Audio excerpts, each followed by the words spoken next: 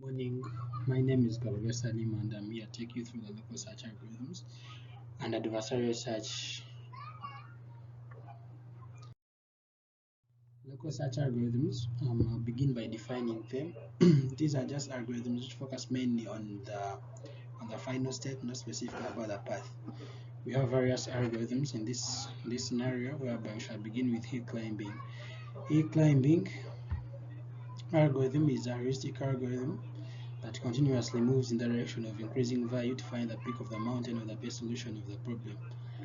And the key point here is it seeks the highest point in the search space but may get stuck in a log optima. The log optima is whereby we take that solution to be as the best solution, but in actual sense it's not the best solution. So in this hill climbing algorithm, we get stuck in the log optima, and it's because of this log optima scenario whereby we find that you're having a steepest ascent,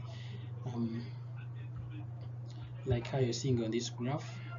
This is the steepest ascent I'm talking about because it selects the highest value from a given number of nodes. Then from that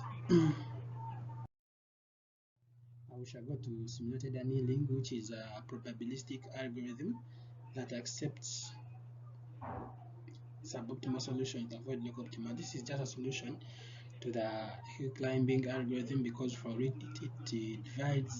looks for the means to escape the log optima. And the key point here is the algorithm operates in a nonlinear objective functions, where the local search algorithms don't work so well.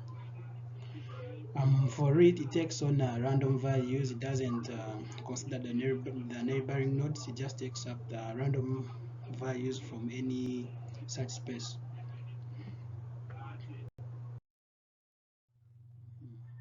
Then the next algorithm is the genetic algorithm. This is a heuristic search mimicking natural selection used to find the true or appropriate solutions. For example, we did this in biology in mutations and crossovers, whereby a certain population is selected to give different offsprings. For example, in this example, we are given parent A and parent B, who are crossed over to give a certain number of offsprings, as you're seeing. And then here another example is for mutation. This is before mutation and this is after mutation. You can see in this mutation you're having different offsprings which are coming from the parents selected from a certain population. Improving the usability with responsible and explainable AI. We know that in responsible AI, it ensures fairness and transparency in decision making. For example, let's say in social planning problem, it ensures equitable resource distribution, ensuring that no group is unfairly disadvantaged by the algorithm's decisions.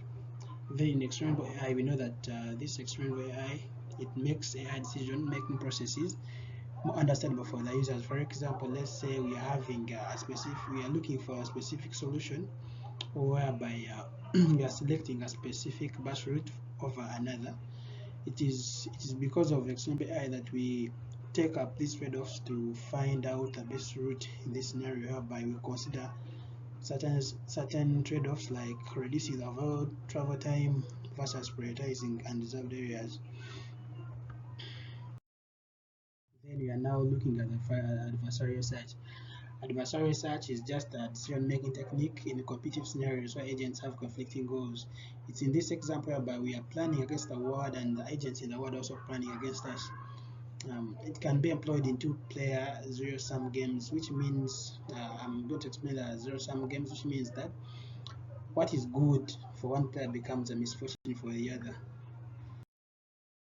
The min-max algorithm, it is an algorithm used in competitive two-player zero-sum games to maximize chances of success, whereby we take up the least value from here and it becomes the score for the mean, and then the maximum here, which becomes the score for the max.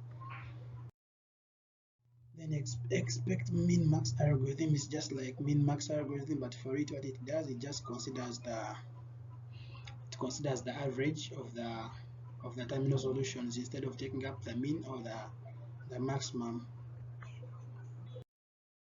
Then the alpha beta pruning, it just leaves out the branches which are